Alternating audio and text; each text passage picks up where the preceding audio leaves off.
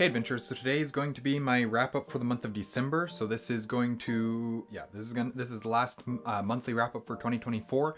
And next week, so the week after you're seeing this video will be our 2024, our end of the year wrap up for all of 2024. And we'll take a look back at what we read and what we did and stuff like that.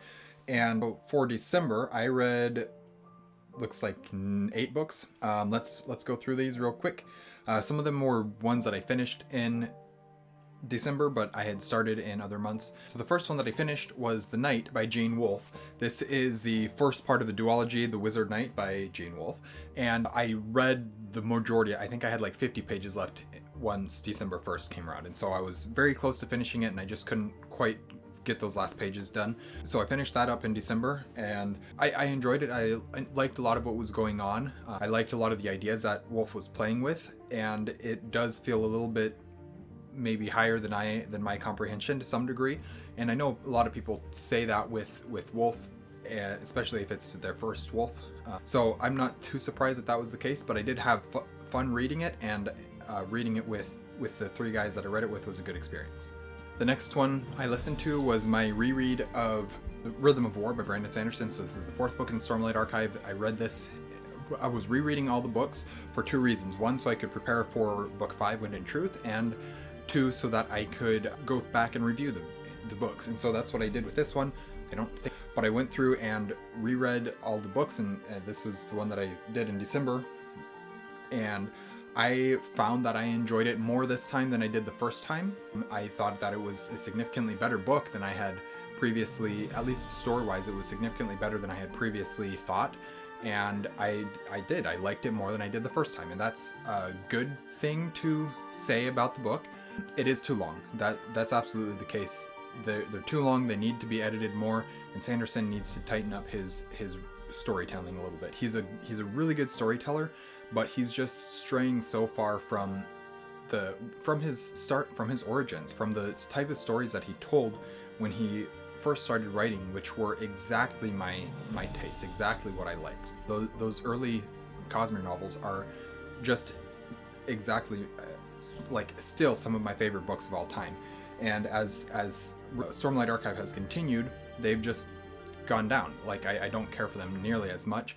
I still enjoy them, but not nearly as much as I could have, even though I did enjoy this one better than my first read, as well as thought that it was a better story than I thought it was on the first time, as well as a better story. I actually think that Words of Radiance was boring, like straight up boring, whereas Rhythm of War was not. This was actually fun to listen to some degree. A little bit of things have switched in my ranking for Stormlight Archive, but yeah, I'll leave it there. Then I did a reread of Gloves of Eons by Andrew D. Meredith. This is Collation Saga Book 3. I did this because I started Book 4, which is Dread Knight, and instantly was like, I have no idea what's going on. I do not remember anything that happened in the last book, and I thought that I did. And I did remember a lot of what happened in Book 3, but not like basically the finale of Book 3 I couldn't remember. And so I went back and reread the entirety of Gloves of Eons because I remember book 1 and 2, but I couldn't quite remember book 3, and so I needed to go back through book 3, and I did. I really enjoyed this upon reread. Meredith is much more for my tastes than Sanderson has become, and I really like that. I really like having a massive epic fantasy series like Collation Saga that is as good as Collation Saga is. So I have a review for this one already, so go watch that if you want to know my full thoughts. It will be from my first read, not my second reread.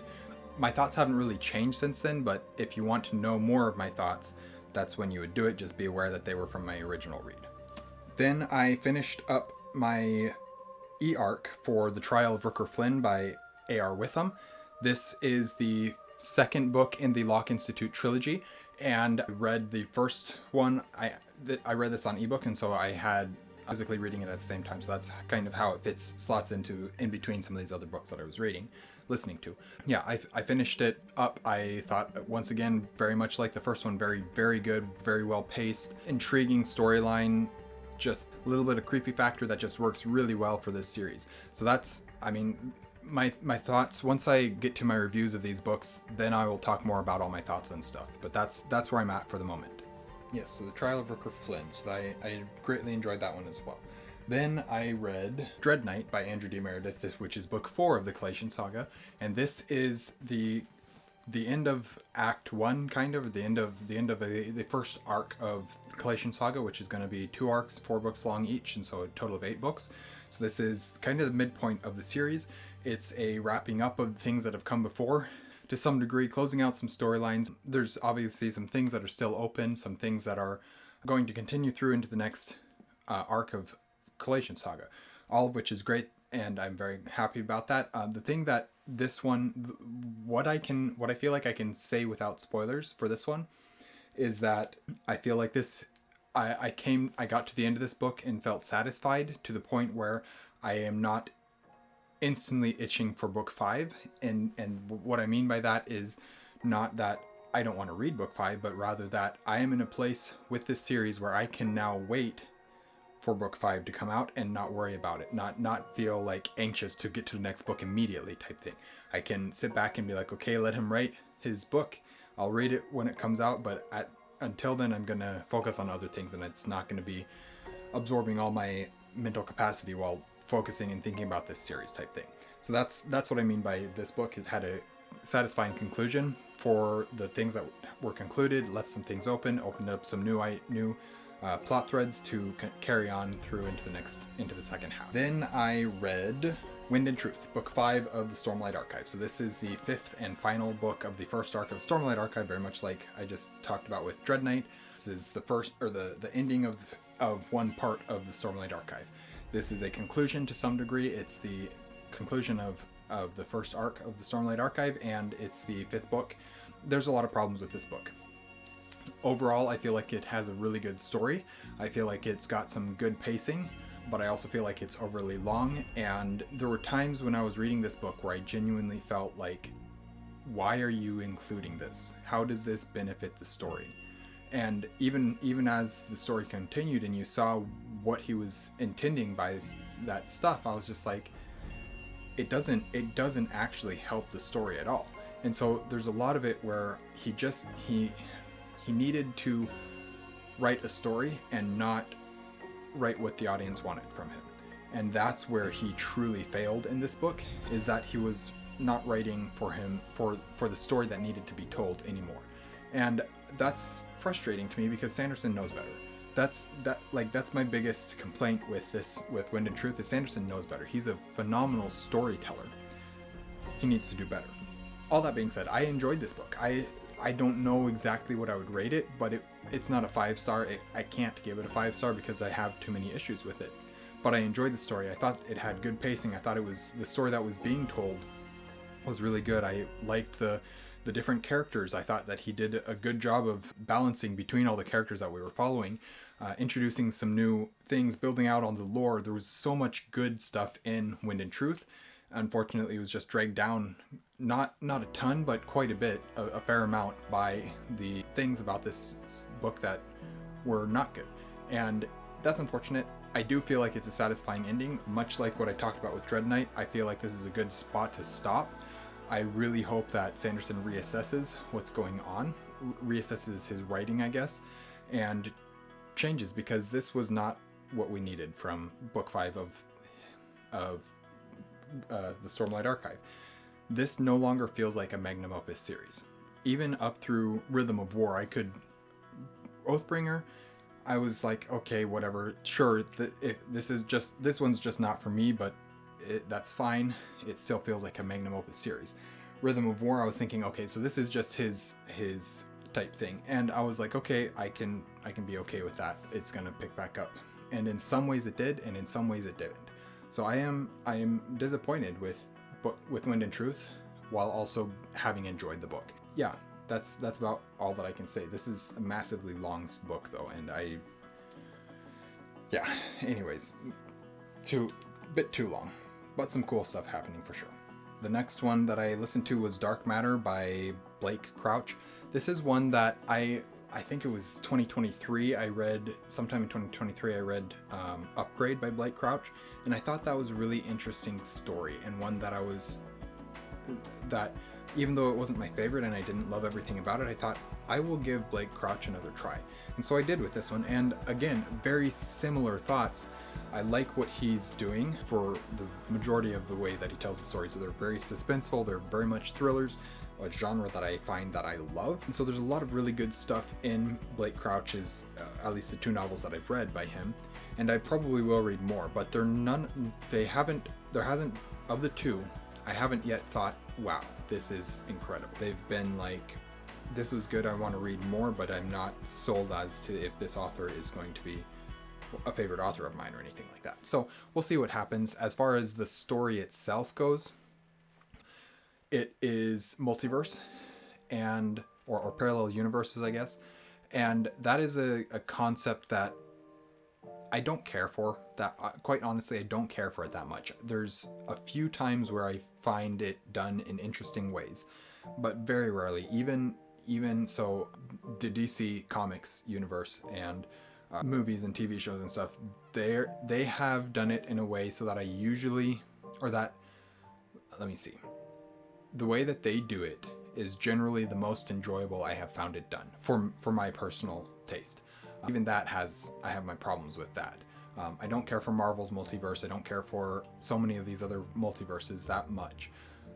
And again here, it just, like, I understand the concepts that are being played with, and it's just not something that, as interesting as some of the things that are going on are, I feel like he fails in a lot of ways. And that's, I'm not disappointed in having read the book. I think, I don't know, I think I put it like a 3.5 star, 3 star or something like that on Goodreads. So it was worth the read for sure, but not a favorite book of mine at all. I think I like Upgrade better than I liked Dark Matter. Now that I'm thinking about it, I think I would say that. Got a couple more books here. The next one is The Wizard by Gene Wolfe. So this is the book 2 in the Wizard Knight duology. And this one I listened to on audiobook rather than physically reading. And I did this because I knew that I would have time to get to it on audiobook, and I wanted to finish it up before the end of the year because I was reading it with Liam and Shannon and Britton.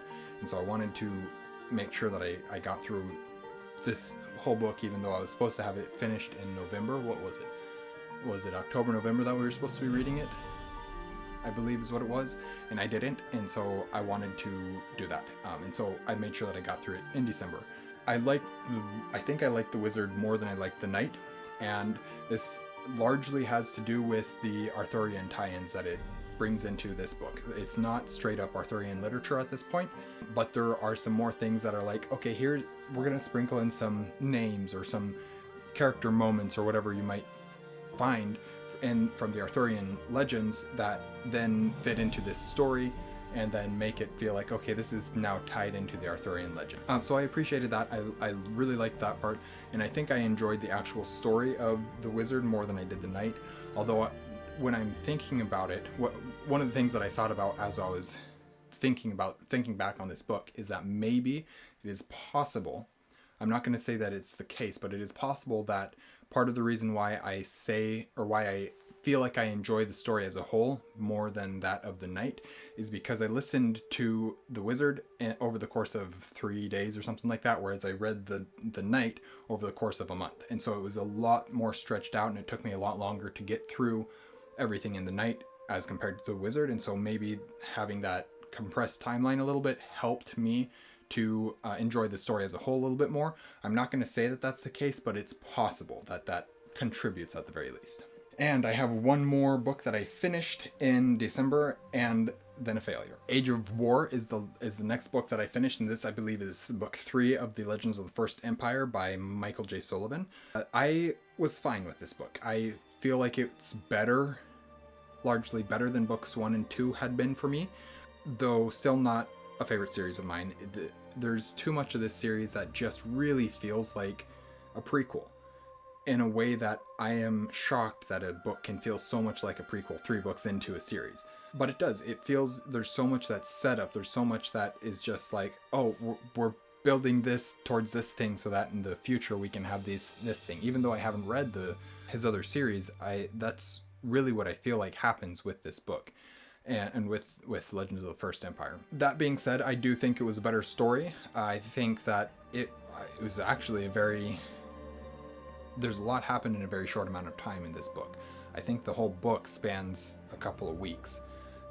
It's not very long at all, and not a bad thing so much as it is kind of weird to read a story that's as big as world changing, as big of and world changing of events as Age of War does, and then it also take place very short in a very short amount of time and still feel like a prequel. So there's some weird conflicting feelings for myself about this series. I will continue with it. I want to finish it. I think it's 5 or 6 books, I can't remember. And I will probably read his other series because I do think that I will enjoy his other series a little bit more than I have this one. But I also find that his writing is just not my favorite. I don't absolutely adore his writing style, and so there's some things that I enjoy about this series. There's some things that I don't enjoy about the series. Overall, it's fine. It's not my favorite, but it's okay. It's decent. So those are the books that I completed in December. If you remember, December is when I do my annual reread of The Hobbit.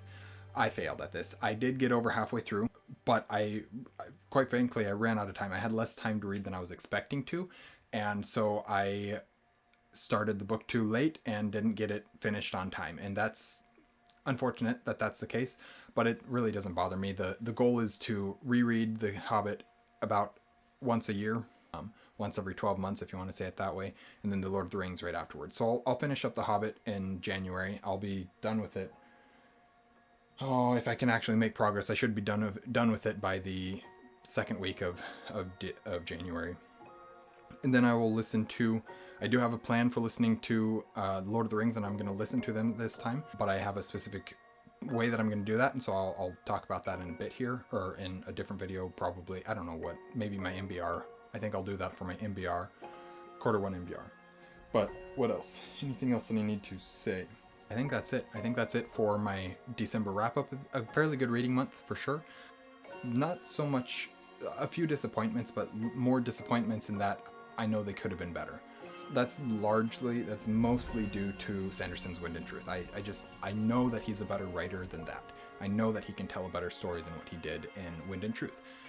And the fact that he chose not to, is what frustrates me. So yeah, anyways, that is my wrap up for December 2024. Thank you guys for watching an Erudite Adventure. Please like, comment, and subscribe if you haven't already, and we will see you guys again soon. Stay warm.